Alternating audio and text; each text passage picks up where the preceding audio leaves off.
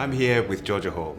In today's conversation, Georgia and I are going to discuss the US energy infrastructure sector's rapid shift to decarbonize to net zero.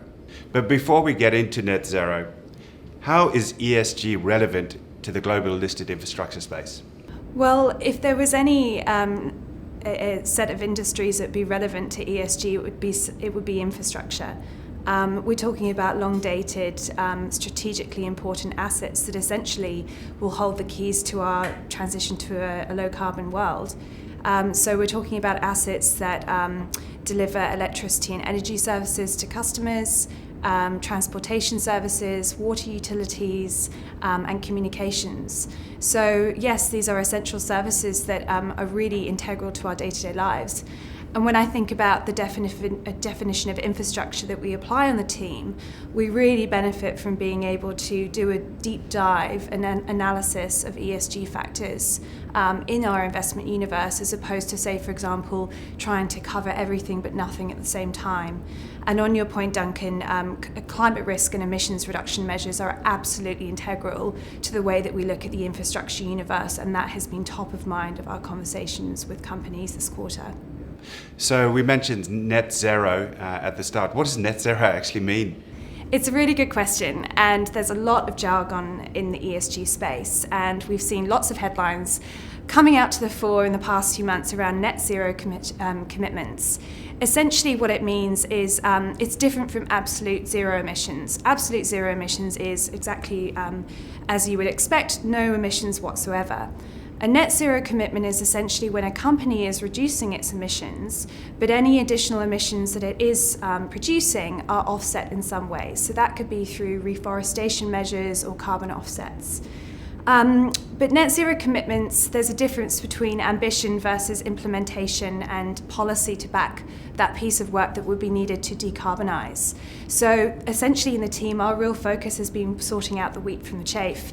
Which companies are actually setting these ambitious targets and implementing policy and governance to guide their approach, versus which companies are announcing these measures without actually the implementation that's needed to drive them forward. And that is really the key question that I think a lot of people have been asking as of today.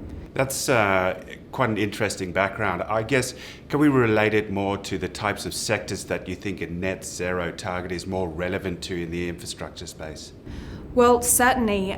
So net zero can mean lots of different things for different companies.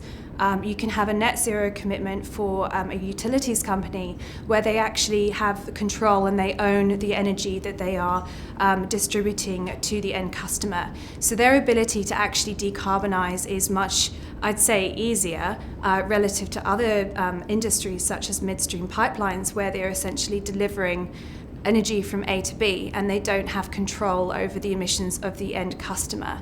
So the difference between industries is really acute, and I think that when it comes to the way that we look at companies, we want to understand the scope of emissions that are being captured in these targets.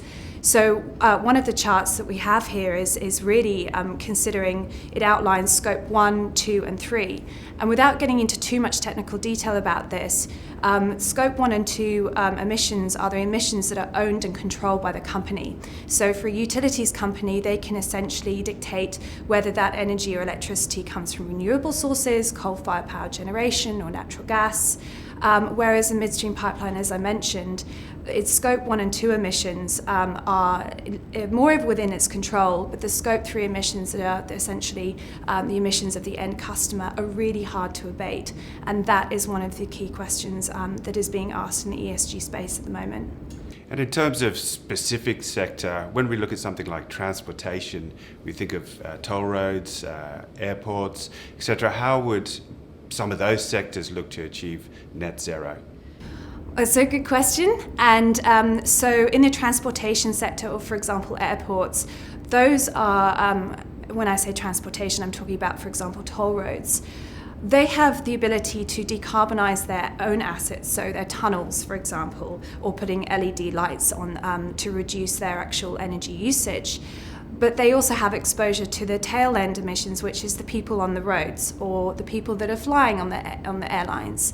So that's a very challenging aspect to consider, but it's also worth remembering that one company's scope 3 emissions are another company's direct emissions. And that is also where industry collaboration is needed between the airports and the airlines, and the toll roads and the manufacturing sector. So supporting the infrastructure for electricity to charge cars, for example, over long distances is an integral way that an infrastructure asset can support the electrification of vehicles and therefore encourage more people to purchase electric vehicles and therefore incentivize the manufacturing in that space because the infrastructure is in place to support that. How does all this translate for risks and opportunities into the US energy infrastructure space? Well, there's been a huge amount of movement in terms of efforts to decarbonize in the US, and one might think that perhaps the political landscape there is not supportive of decarbonization efforts, but actually we're seeing quite different stories unfold. To date, at least 7 states in the US have committed to net zero targets of various timelines. But we're also seeing many utilities companies, for example, where, as I mentioned, they have more control over their emissions, setting these net zero targets to achieve by a certain date. So on the chart that we have got up on the screen, you will see this huge uptake of 80 to 100% carbon reduction targets for the utility sector in the light blue, and then in the dark blue for statewide commitments. So you can see how these two areas coming together contribute to essentially more than 50% of electricity sales carbon emissions for the entirety of the US. Really, I think this chart is demonstrating the trajectory that we're on, which is that these efforts are coming together to quite substantially reduce emissions in the US. The interesting aspect around the risks and opportunities of this space is that the increasing cost efficiencies of renewables and the ongoing cost of decommissioning coal-fired power plants and maintenance costs is actually leading to a really interesting investment opportunity over the long term, which is that not only does it make sense by the environment, but the economics actually stack up in terms of the ways in which companies are investing for the future. When I think about other risks to consider here, a company is incentivized to reduce its emissions because regulatory or policy change that may come down the pipeline, for example, a carbon tax or cap and trade schemes, means that it would fare better over the long term to reduce its emissions and therefore reduce the cost passed through to the customer of something like a carbon tax. So you can see how these different themes are sort of coming together, whereby governments are implementing policy, the regulatory construct is supportive, investors are driving in this direction, it's the right thing for the environment, and also the actual economics stack up, as I mentioned. You've just mentioned investors there. As part of your research process, do you actually engage with companies on this specific issue? In terms of climate risk and emissions, that is top and center of our discussion with companies. And over this quarter, particularly I think as people have been talking about this green recovery off the back of the COVID pandemic, we've really seen these conversations accelerate. So for us, when we've been talking to companies, those companies that have implemented net zero targets, we want to understand the policy, the governance, the risk management that supports these measures, but also the companies that are not there yet. We want to work with them and encourage them to implement best practice and say, for example, achieve accreditation through various schemes and align their reporting so that as investors, we have decision-ready information when it comes to their ESG reporting. And in addition to that, we've also seen this huge uptake of renewables and decommissioning of coal-fired power plants. So the conversation has definitely centered around that. It sounds to me like this space is ripe for standards, settings, and governance. Are there any standards bodies out there? It's a great question. And the problem with ESG is that it's very difficult to find comparable, reliable, transparent, and consistent information. So when it comes to net zero emissions targets, as I mentioned earlier, not each target or commitment is like for like. They're not created equal. So standards bodies such as the Science-Based Targets Initiative is considered to be really one of the penultimate bodies that accredits companies for these commitments. Equally, the Greenhouse Gas Protocol, which is essentially a reporting standard for companies, these types of bodies and frameworks allow investors to analyse this information and compare like for like. And on that basis, that we really encourage companies to adopt those standards and frameworks, because that will ultimately support the ability to make informed decisions. No, it's a fair call.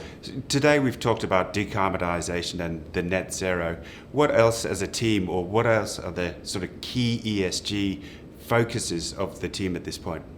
Well, aside from obviously the transition to a low carbon economy, a major factor in the climate discussion is around physical risk.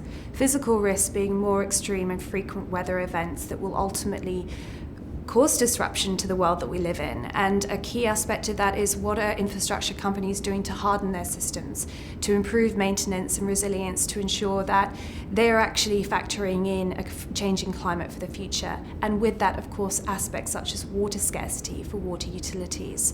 Precipitation levels will change over time, so how will they manage the water in a sustainable and life cycle fashion so that they are accounting for that future? And just on that point, another very, very pertinent and salient factor to any sector actually is modern slavery and human rights.